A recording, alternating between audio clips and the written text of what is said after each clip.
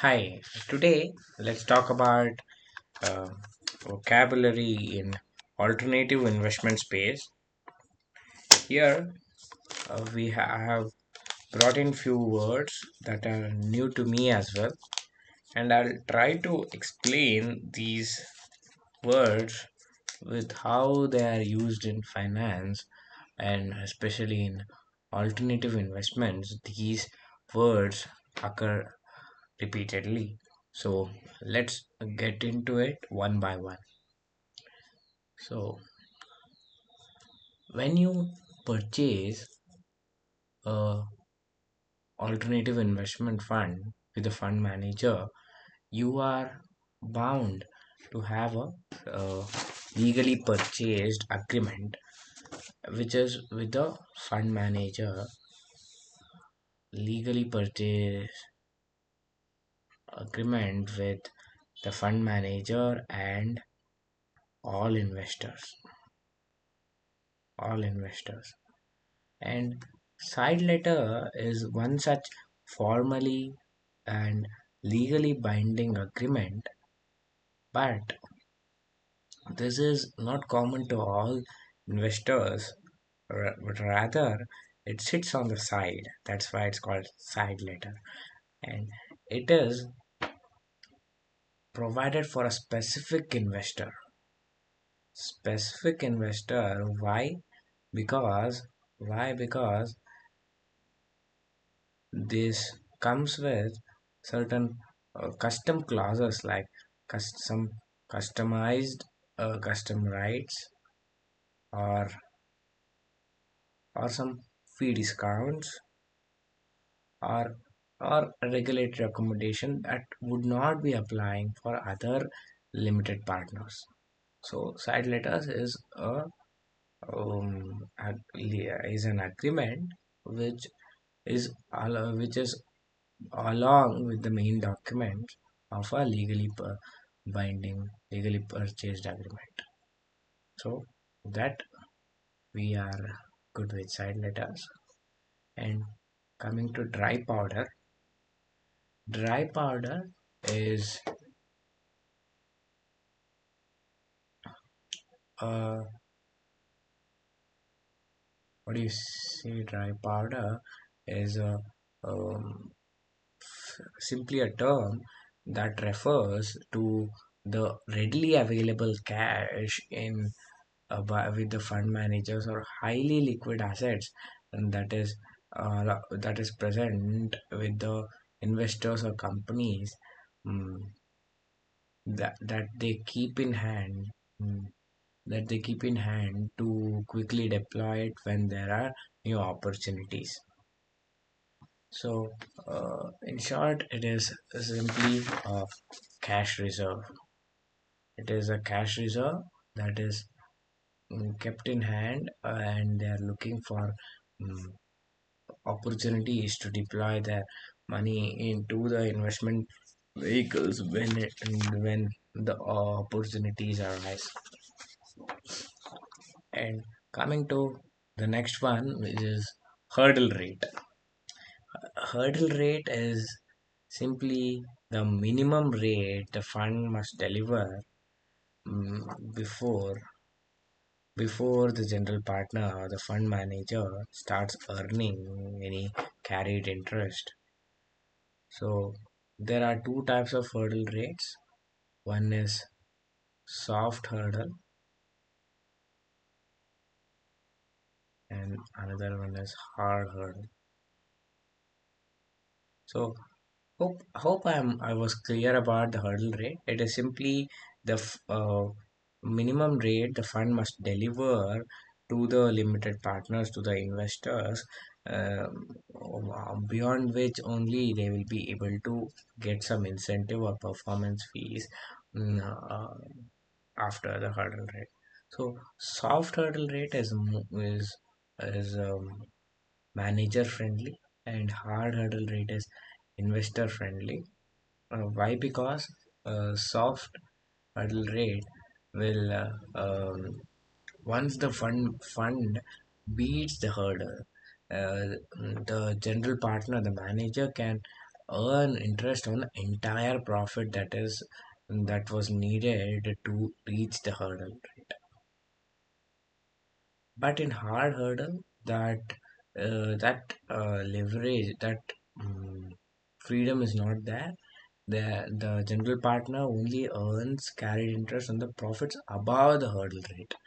So, for example, if I want to give an example, if the hurdle rate, suppose, was 8% and actual returns that fund generated is 12%, and so since the fund has beaten the hurdle rate, then now they are eligible for some incentive.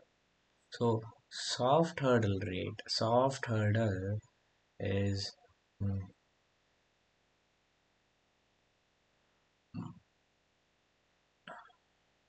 so let's say the performance fees is 20%, then uh, so manager, the general partner is going to take 20% off 12%, right? But hard hurdle rate will not give you this much of an incentive, but rather it will take you only 12% into 12 minus 8%, and this 8% is subtracted because this was the bare minimum that the fund manager had to deliver. And so the soft hurdle will come to 2.4%, but here he is only getting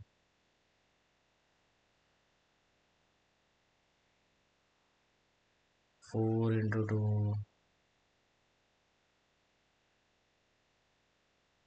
Okay, I'll do the math. I'm not doing this. Okay,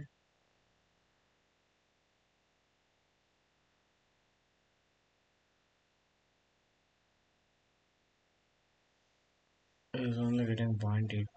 Is it? 4 into 2 is 8. Yes, he's getting only 0.8%. So high water mark. High water mark is the the peak NAV. Let's say, let's write it down. Peak NAV, peak net asset value a fund has ever reached.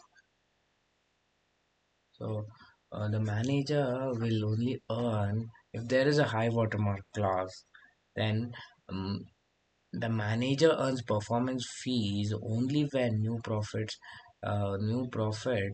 are taken above the high watermark. So let's say a fund hits 100 million and then drops to 80 million, and slowly they recover to 95 million in the following year. And for that recovery from 80 million to 95 million, there is no performance fees because the fund had hit 100 million. So until the fund crosses the 100 million again, there is no performance fees. This is called high watermark. Clawback provision is um, is also a provision to help, is a investor friendly provision that says that in case the fund underperforms the hurdle rate ultimately, and LPs will be able to reclaim previously paid carried interest from the general partner if the fund is failing. So at the time of this is mostly at the time of liquidation, uh, and also uh, there are deal by deal clawback.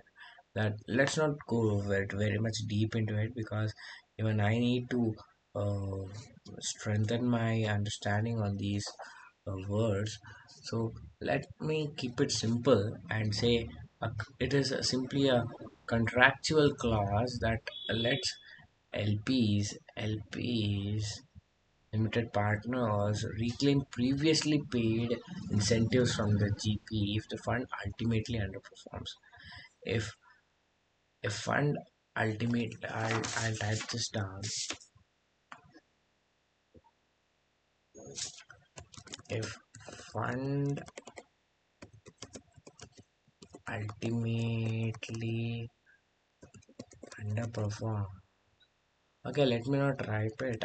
I'll put all the explanation to these words in the description box so that it's helpful for you and myself to go through all these words whenever we would like to brush up on these topics.